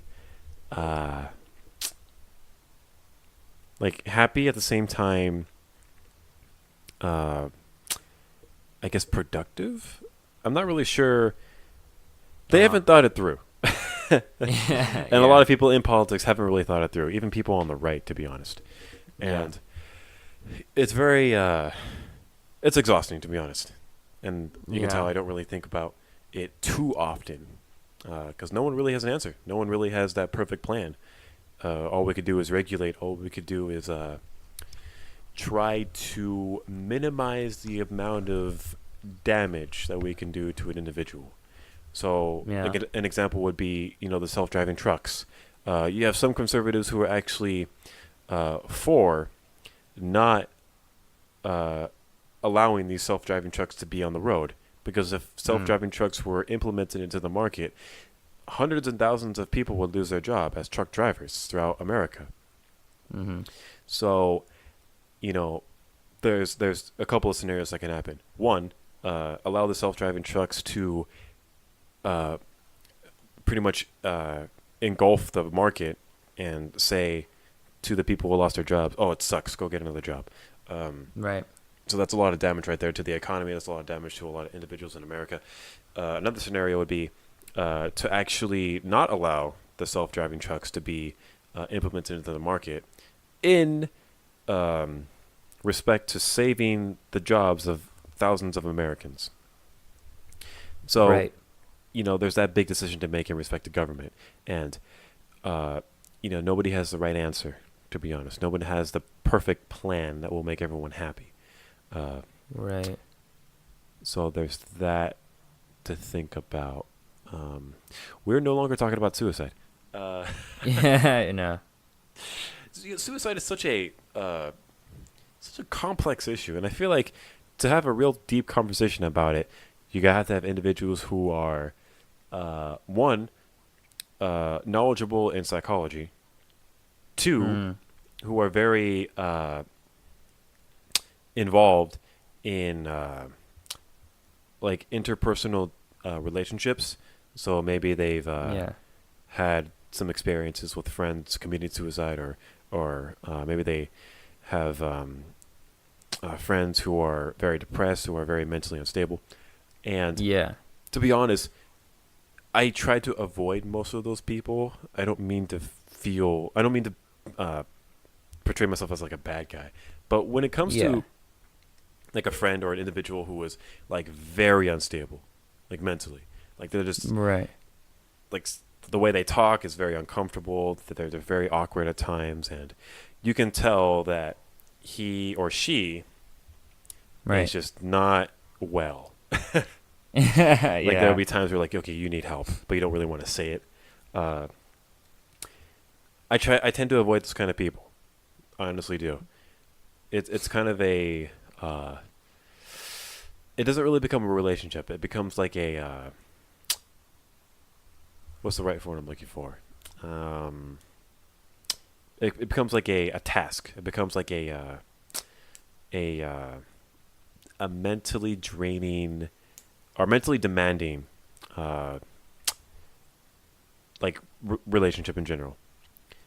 So I think this could be applied to dating most of the time. You know what I mean? So if, let's say, you start dating a girl and she ends up becoming a little too much, you know what I mean?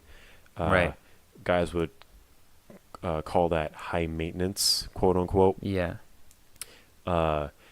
So in that respect, most guy friends, I would assume, would tell the guy to like, oh, just drop her, or just find someone else, because she's way too much of a maintenance issue. Just very emotional, always needy, things like that. And being in a relationship in general, it's very it's demanding. At the same time, it's very emotional, because you're getting to know this person very well, and you're going past a lot of limits just to be very intimate with another person, and it becomes very difficult, or very not awkward, but very not draining. A lot of not words today. But when a close boyfriend or girlfriend tells you that they that they're feeling suicidal, they're very depressed, and they just can't hide it anymore, things change real quick, like real quick. Because especially if someone who hasn't really dealt with that kind of dynamic before,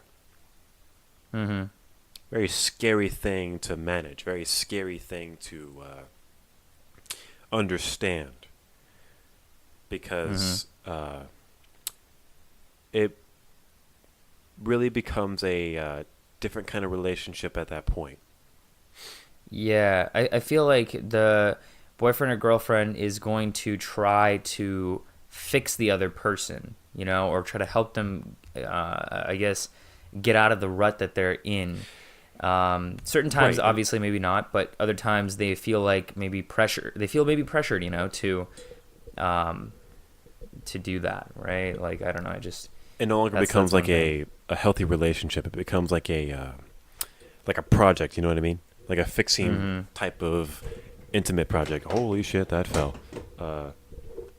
Sorry, my something fell on my desk. But yeah. I mean, I haven't been in a relationship for quite a while. Yeah. I think you have been, time-wise. You were in a relationship much more recent than me. So, the committed relationship is like that. The last one for me was when we broke up was like 2017 summertime. So. Oh yeah. Yeah. Okay. Yeah. So, let's see here. What have we talked about? We talked about quite a few things. We haven't really talked about mental disorders, to be honest. And actually, do you think suicide would be categorized as a mental disorder? Suicidal tendencies would count as a mental disorder? Is that what you're asking? Yeah. Interesting. That's a good question. I would say yes. I wouldn't say. Oh, you would say yes. Okay. I would say yes. Yeah. Because you can check into the hospital and say I'm suicidal, and they would have to take you in, right? Yeah, definitely. Let's see. That's a really good question. I think it's a little bit complicated. I would say to a certain degree it 100% can be, but I think there's a lot of factors to take into consideration, such as what family life you had, like how you were raised, right? Some people just genetically are more predisposed to, and I guess, okay, yeah, maybe then it can be counted as mental disorder, because if they're more genetically predisposed to it, then if it's, I mean, I can't say it is for sure a mental disorder, but it could be, because things that are genetically predisposed that are bad or, I guess can be counted as mental disorders. But I think, so there is an actual definitive dictionary of mental disorders, like the different ones.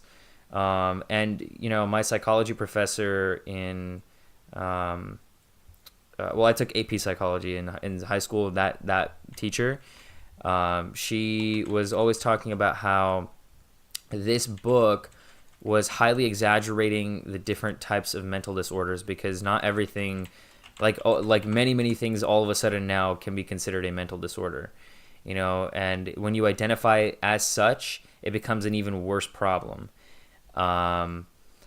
But I think overall, it 100% can be. I think if you have consistent suicidal thoughts, yeah, and if you've attempted multiple times or something like that, and if you really have like trouble, like that's a big thing, it can be, yeah, you feel like, I don't know, you've pretty much given up on life, right? Like I don't know if that's considered a mental disorder. What the definition of mental disorder is, I don't know. That's the question, right? Yeah. What is it defined as exactly? So a mental disorder, also called a mental illness or psychiatric disorder, is a behavioral or mental pattern that causes significant distress or impairment of personal functioning. Mental disorders are usually defined by a combination of how a person behaves, feels, perceives, or thinks. Okay, so I guess it pretty much falls into that definition, if you ask me. That's a good definition right there. Yeah. It's suicide. I feel like mental disorder, that has such a harsh connotation to it too, Oh yeah, it's like, oh, you have mental disorder. That's what I feel like. Like if you have a mental disorder, like damn, dude. Yeah, like if you're filling out the form before you go into the doctors, there's like a list of mental disorders. Yeah, it's kind of weird. I once, I think my dad told me this one time actually. Yeah. There's a trick where if you get pulled over by a cop, and let's say, like it's late at night, or like it's under the right circumstances, like it's 2 a.m, or maybe you have like a scent of alcohol on you or something like that. If you tell the police officer that you're feeling suicidal and that you're thinking about attempting, I think by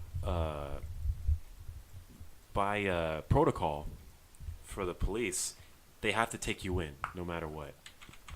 Let me actually research that, see if that's true. Police protocol, attempting suicide, because suicide is seen as a crime, right? The sense of murder. Okay, how should police intervene with suicidal suspects? Here we go. Many citizens, law enforcement professionals, and even mental health clinicians are misinformed about the nature of suicide. Discussing suicide will impel the person. Suicide is always an irrational act. That's true. Suicide is always an impulsive act. That's true also. Very impulsive. We can talk about that in a minute. But suicidal ones, they don't show the protocol. Suicide by cop. That's also another thing they do. Suicide by cop is if an individual is looking to be killed, and let's say he like tries to threaten the police officer has a legal right to protect himself. So they can end up killing the suspect or the subject.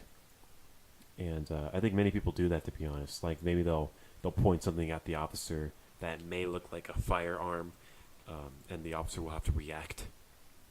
Right. In those cases, that's suicide by cop. Training the police to handle suicide. Let's see, you got a PDF here. South Australian Police Department. What do? Talking to someone, related to someone, recognizing early someone.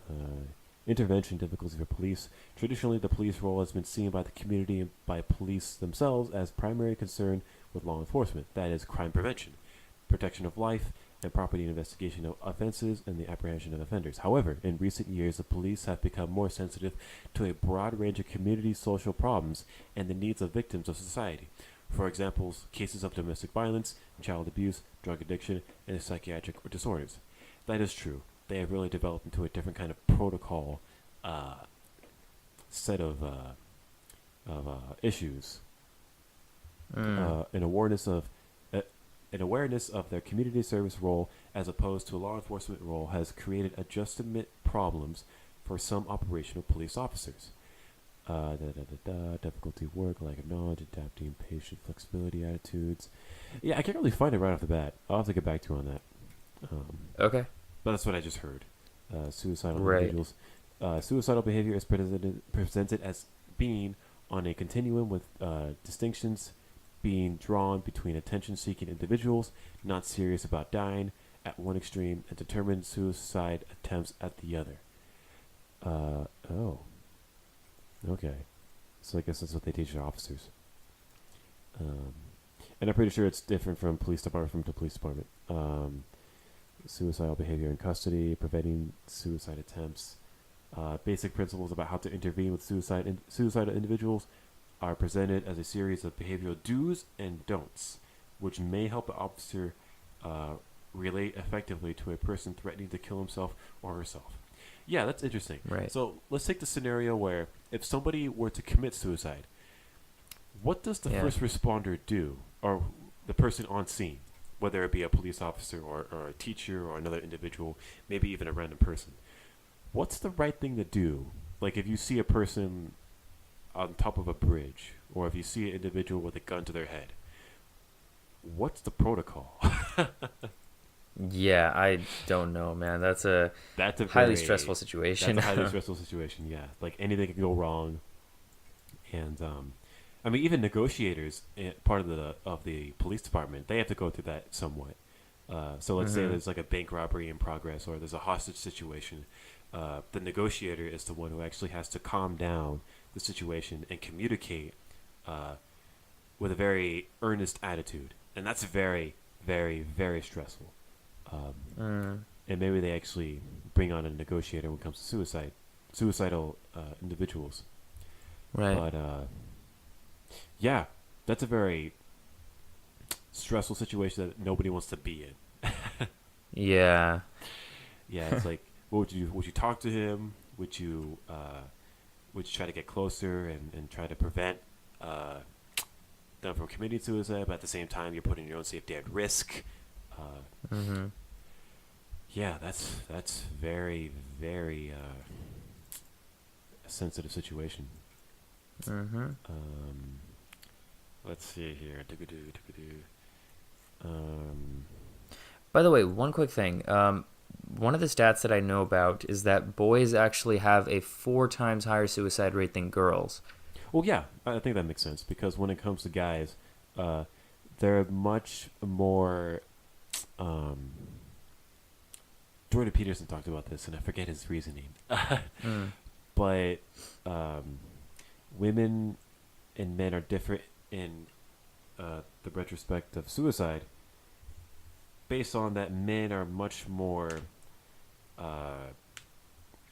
willing to actually go through with the suicide, based on a lot of internal anger, I believe. So there's a lot of actually, I don't really know the reason on why that is, to be honest. For women, it's all about the it's all about the talking about it. It's all about the communication in respect to,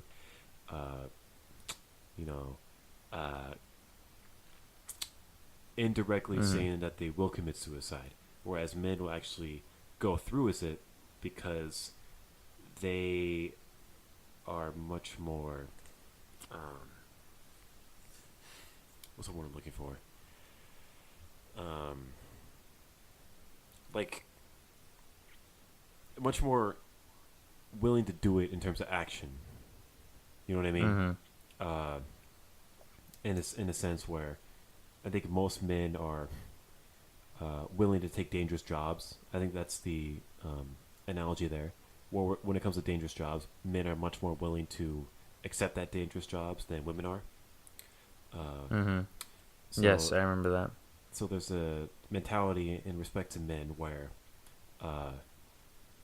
they're much more willing to go through with the danger.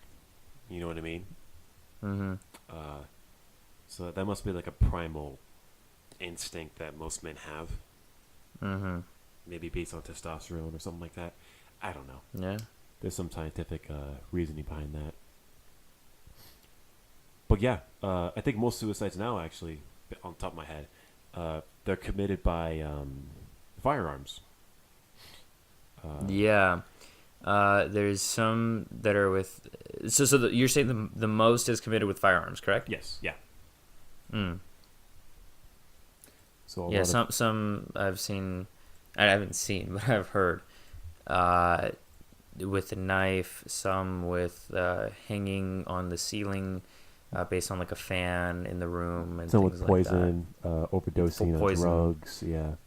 Yeah, jumping off of a building or something like that. Yeah, I think most women do that. That's their way of execution, is either by overdose of drugs or cutting themselves to the point where they bleed out. Yeah. I think that's the norm there. Whereas for men, it's more of like a firearm, or maybe they jump from a high building or a bridge. Actually, which bridge was it that is famous for suicidal subjects? Famous bridge suicide attempt. I think it's in China. Is it in China? The Golden Gate Bridge, actually. What? It's actually known as the Suicide Magnet. It's the second most used suicide site, suicide bridge in the world, after the Nanjing Yangtze River Bridge. I'll look that up right now. Yeah, I think that's in China. Right. Or maybe sounds it's in Japan. Chinese. It does sound Asian. Yes, no doubt about that. Where is it at? Is it in China? Yeah, it's in China. Double decker, pretty high bridge. let's see. Let's look at some photos here. Oh, that's a tall bridge. Oh, that's a tall bridge. Yeah. Looks like a very there's like really no too. going back once you go for it, Well, right, yeah, because when it comes to this bridge, it's over land, I think, or some of it is. And then a part of it goes through the water.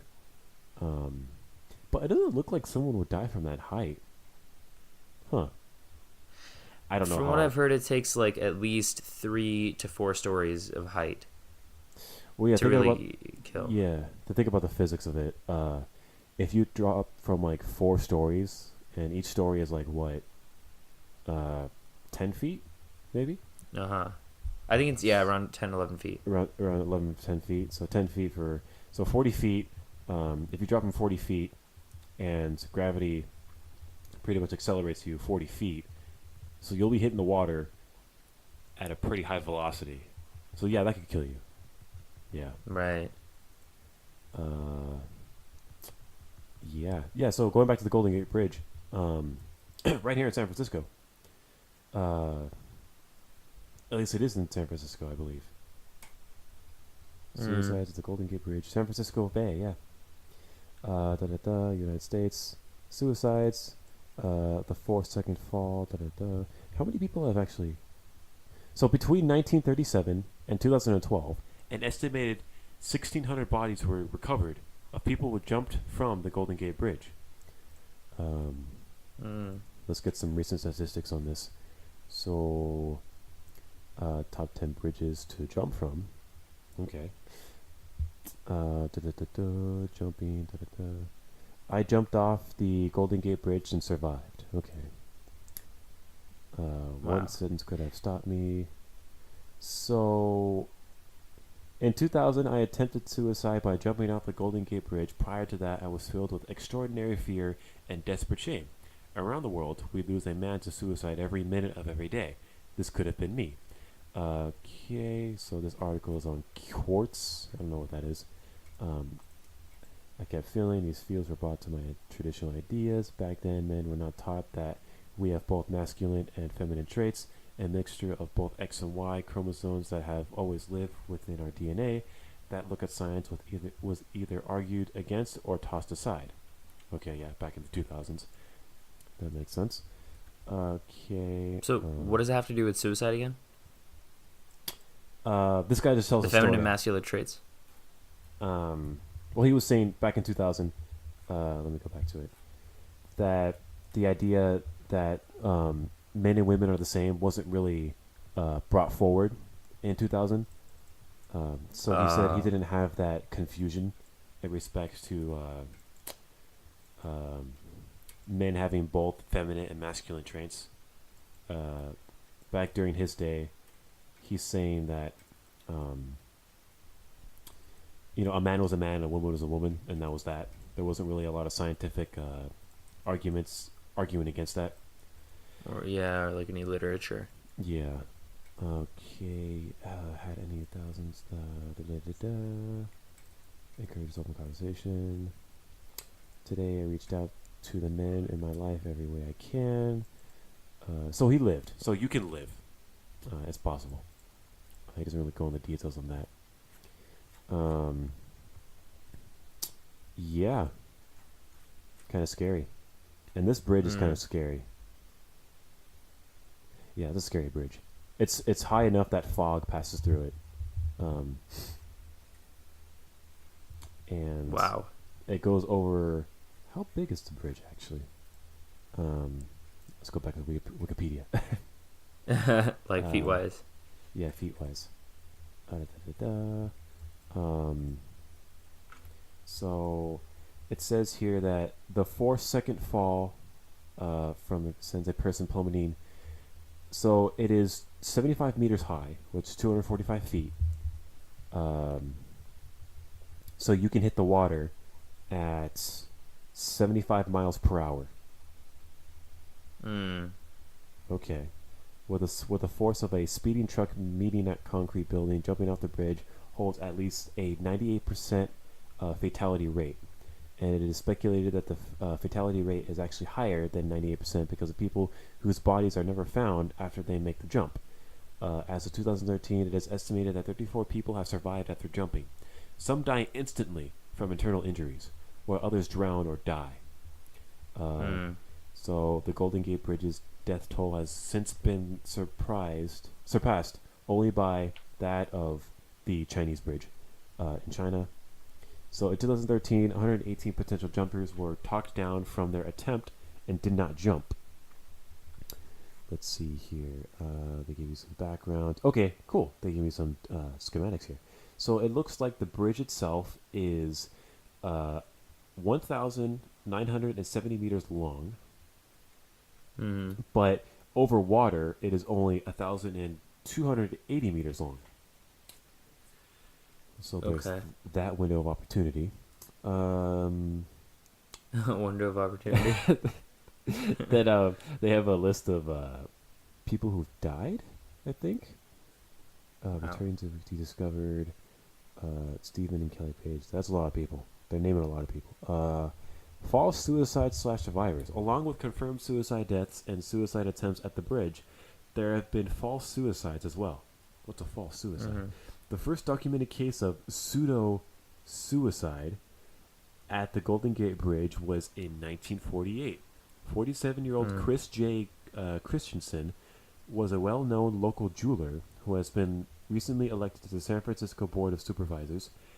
Christian's coat was found attached to a work box at the center span of the bridge, with a note in the coat that read, "Loved ones, my nerves are shot. Please forgive me, Chris." Suicide note. Believed to have jumped from the bridge. Christian was declared dead and rumors abounded. Okay, so this is like some story back then of a guy who was thought to be killed by suicide. It was discovered that he was actually alive after a year. He was selling Bibles in Houston, Texas. Found living in a low-rent roaming house and have lost 40 pounds. Christian explained that campaign contributors who supported his election had asked him to do things he couldn't do. Christian saw himself as a failure and never returned to San Francisco. Okay, sure. So he left. And he staged himself as committing suicide. I guess that's one way to do it, to get off the radar. Right. So let's see here. Looks like they made a suicide barrier on the bridge itself back in 2008. So to prevent more suicides. There's some documentaries on it too. Yeah. Wow. Kind of scary. Yep. Jeez. You ever heard of the suicide forest in Japan? No. What is that? So that's a famous suicide forest in Japan at the bottom of Mount Fuji, I believe. Okay. This is a very scary place. There's like multiple YouTubers that go to it, and they yes, mess around. Yes, I have the forest. Yeah, it's called the. How do you say this? I'm gonna put it in chat. Starts with the A. It's that word. The Akio Right. Karo. The Sea of Trees. That's what it's called. Right. Okay. It's at the bottom of Japan's Mount Fuji, thriving on 30 square kilometers of hardened lava laid down by the last major eruption of Mount Fuji back in 864 CE. So, let's see here. 15 eerie things about Japan's suicide forest. So, let's see. Number one, this forest is one of the most popular suicide destinations in the world. Japan has a long tradition of suicide. That's true. Japan has a very long history of suicide. We'll talk about that.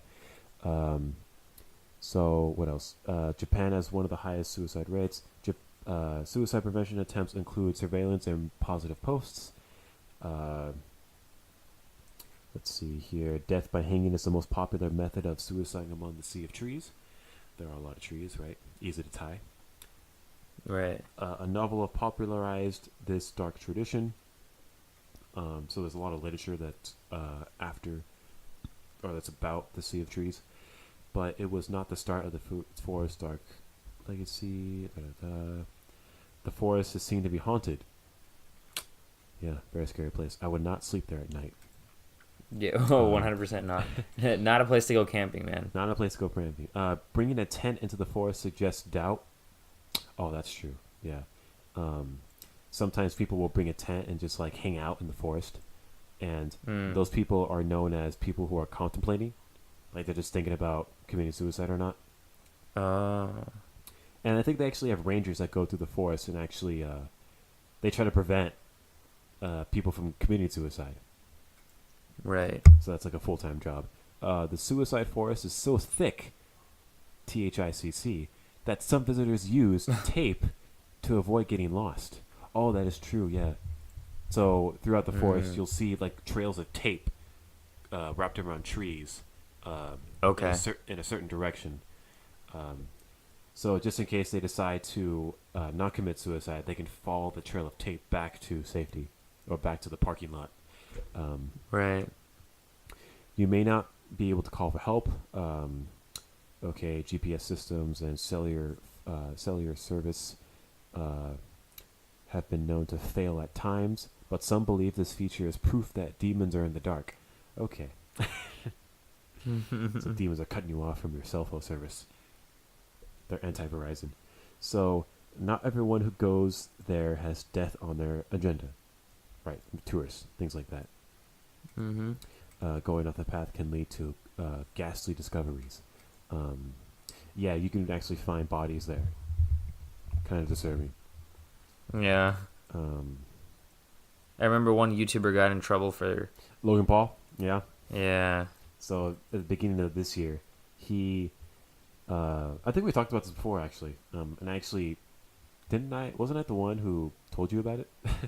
You might have been. We very well might have been. So, yeah, Logan Paul in the beginning of this year, very famous YouTuber. He took a vlogging trip down to the Sea of Trees, and they found a body hanged. It was a Japanese man, young man, and him and his team. They didn't really act very serious, but they were definitely shocked. They didn't like make fun of the body or anything. It was just a like an unexpected phenomenon that happened, and many people were getting mad at him because he vlogged this suicide result, and it was an opportunity to shit on him. So many people took it. But yeah, this whole place is scary. Real quick, let's talk about Japan, actually. So their whole love relationship with suicide, for lack of better words, their tradition. Suicide facts. There we go. Japan suicide facts. Let's see here. So I got some more facts about the forest itself, the Sea of Forests. Up to 105 bodies are found in the forest each year. Wow. That's a lot of bodies. So this forest is the world's second most popular suicide destination. What's the first? The world's most suicide destination. How about that? It's the bridge. Yeah, it's the bridge in China. Oh. That famous bridge, yeah. Second is, I guess, the forest. Wow. Let's see. It's reportedly haunted. Yada, yada, yada. There are spirits lurking there, too. About half a mile into the forest, traces of human life disappear. There is a suicide season. While spring may bring about warmer weather, it's also peak suicide season at the Sea of Forests. Or the Sea of Trees. Suicides in the forest and throughout Japan tend to peak in March, which is when the country's fiscal year ends. Huh. Alright. Getting those little paychecks. Compasses tend to behave strangely in the forest. Probably because of the mountain. That makes sense. Magnetic pole. Hanging isn't the only way people die in the forest. They probably do overdoses. The forest is so dense, it's easy to get lost. Many suicide victims are never found. They probably get eaten by wildlife. It sits on a lava field. Annual searches are conducted to look for new bodies. Workers are tasked with removing the bodies. Right. People frequently try to camp there. People travel worldwide to die here. Okay. Oh my lord. A recent government report claims that between 2013 and 2015 alone, more than 100 people who weren't from the areas directly surrounding the forest killed themselves in the forest. Okay. Wow. The local government has stopped publishing suicide numbers. The local government has made valiant efforts to discourage visitors to the forest from committing suicide. One way in which they attempt to do this was by halting the publication of annual data reporting the number of suicide victims found in the forest. Okay, so they're not releasing a lot of data. It's named the Sea of Trees. The forest contains a naturally frozen cave. Okay. Wow. Temperature is 37.4 degrees Fahrenheit all year. Wow. All year? Yeah. They're saying there's a cave which remains frozen all year. And the temperature Oh, for the cave. Yeah. I think about the forest. I was no. Even in the summertime? Then it's really haunted. Yeah. Yeah. No, it gets hotter during something. There's a bunch of hikers. The forest is full of butterflies. It's apparently silent, very silent, very quiet. Apparently, it's the home of a very bat cave, to a famous bat cave YouTuber Logan Paul. The forest is littered with personal items. Mount Fuji, limited wildlife. Yeah, these are just basic facts from now on. There's a bunch of warning signs too that are in Japanese about the potential of suicides. Yeah. Mm-hmm. 5 facts about suicide in Japan. Japan isn't the suicide capital of the world. What is the suicide capital of the world? If you had to take a guess, what would it be? Like one city? Yeah, one city probably. Like that commits the most suicide for the residents that live there? Yeah. That's a good question. I feel like that would be New York or LA. Okay. What Or about London. the world? What about the world? London? Okay. I'm going to go for London, yes. So according to the World Population Review, the number one country with the highest suicide rate is Lithuania. Or no. What? Yeah, Lithuania. Why is that? Why? They have a rate of 31.9 suicides per 100K, while the United States only has 15.3 suicides per 100K. But why? Well, I mean, situation's bad over there, right? But like compared to other, let's say, I don't know if Lithuania is a third world country. No, I don't think but other it is. countries, like in Africa, or let's say like India, Pakistan, Afghanistan, these countries, I feel like it might be in a worse situation.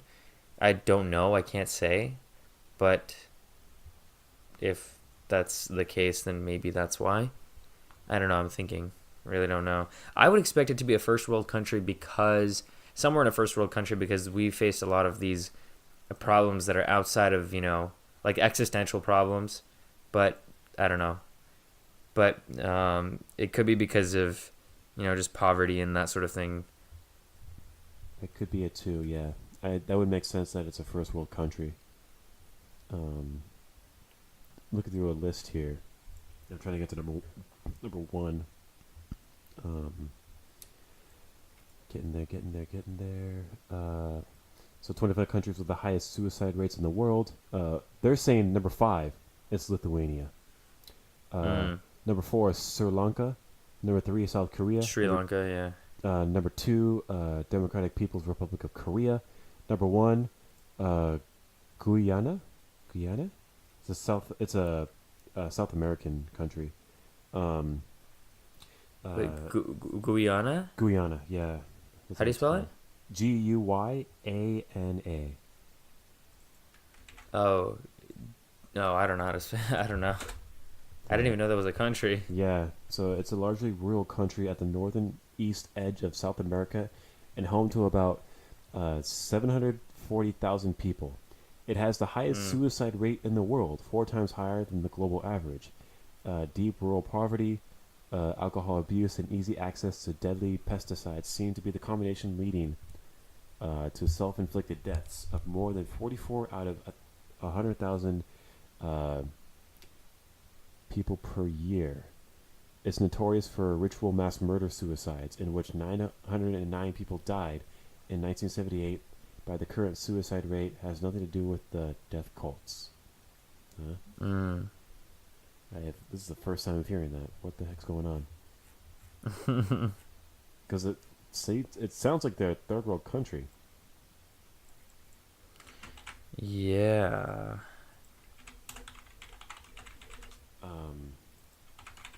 Yeah, that's something new. Why? Yeah, that's a good question. This article's asking the same question. He has adjusted his farm life. Yeah, it looks like a third world country.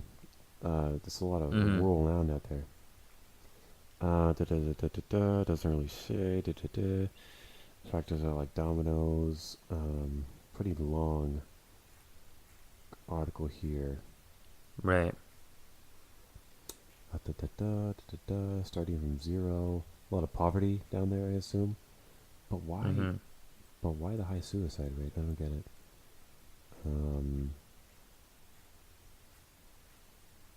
I don't know why. Doesn't really tell you why. I wonder what happened to it just gives a personal story. Doesn't really give you. So, this place is right next to Venezuela, Brazil, and a country called Suriname. Okay. And it's touching the ocean there. Right. Let's see here. Yeah, I don't know why. That's a mystery. Big mystery. Now they're saying it's 44.2 suicides per 1,000 deaths. Per 100K deaths. Whoa. That's a pretty big jump from, what was it before? It was like 31? Yeah, it was like 31. Yeah. So people can't get their facts straight. What's going on here? How many people are dead? Yeah, that's interesting. I don't know why. Stay tuned. We'll tell you why. Let's take a trip down there. Ask people. Seriously. Why are you suicidal? Oh, I don't know. You know, it's life sucks. Oh my god. All right, sounds good. You heard it here, folks. Okay, they're trying to battle it. Yeah. How long have we gone on for? About 2 hours? Yeah, over 2 hours. It's been like 2 hours and 15 minutes. 2 hours and 15 minutes, yeah. I mean, we could talk more, but it's going to be pretty depressing. So, yeah. I'm already feeling it, man. I'm just like, my energy's gone down. I'm like... Yeah, not a good thing to think about. Because, yeah. You know, you can't really talk to anybody about it, to be honest. It's kind of like an iffy, like, emotional subject to get into. Yeah. Because what do you say? Like, what do you really say when a friend comes up to you? It's like, oh, dude, I'm suicidal. What if a girl comes up to you who's a friend? Like, what do you really say? Like, what's the protocol? At first, my first thought used to be, or would have been before, something along the lines of, like, I would try to feel like, you know, I would try to make them feel like I understand where they're coming from, and I don't really know what it's like, and that's hard, and I feel for them. But nowadays, but inside I would feel like, damn, like, really? You're going through that? Wow, that's pretty harsh. Nowadays, I would feel more sympathetic for some reason. I don't know why. I just feel like I would approach it in the sense of, like, I'm curious to understand why you feel like this. What's going on, you know? What's really inside your head? What thoughts are you thinking? What led you to think those thoughts? Just I'm coming from a less judgmental place and from more of a curious place, you know? Just personally me. How I used to think about it versus how I think about it now. So if a friend told me, like, hey man, like I've been having these thoughts, or there was one time when I attempted it, I would have been like, okay, really? So what's been going on? Are you not satisfied with your life? What's been going on? Why? What are let's get to the root reason. I kind of want to understand, It's a very situational place to be in. Yeah. There could be a number of factors, and it's very tough, but the initial thought is to actually get them talking. Definitely. That's the idea there. So yeah, word of advice, just talk. Yeah, seriously. Just do that, and things will go okay from there. Okay, so I think we'll call it an episode right now. Yeah. Good to go. Yeah, okay. Thank you for joining us in our depressive episode. Yeah. Well, thanks for staying tuned, and we look forward to doing this again. Yep. See ya. See ya.